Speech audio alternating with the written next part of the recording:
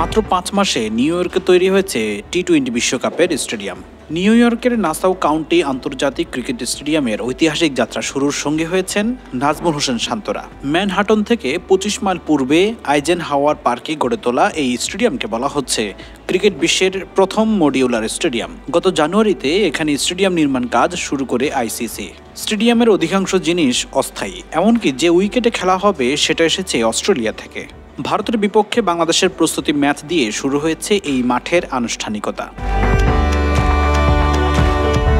34,000 দর্শক ধারণ ক্ষমতার বিশ্বকাপ ভেন্যুর 15 মে উদ্বোধন করেন বিশ্বের দ্রুততম মানব, এবারের টি-20 বিশ্বকাপের শুভেচ্ছা দূত উসাইন বোল্ট।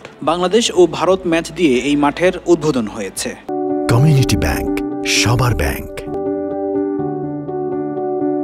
বাংলাদেশ অধিনায়ক নাজমুল হোসেন শান্ত বলেন, এটা অবিশ্বাস্য পাগলাটে ব্যাপার।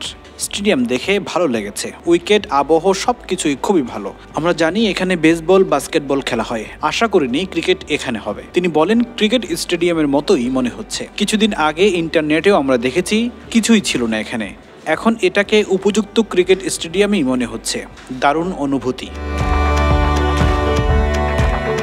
বলা হয়েছিল আইসিসির সবচেয়ে উচ্চাভিলাষী প্রকল্পগুলোর এটি একটি।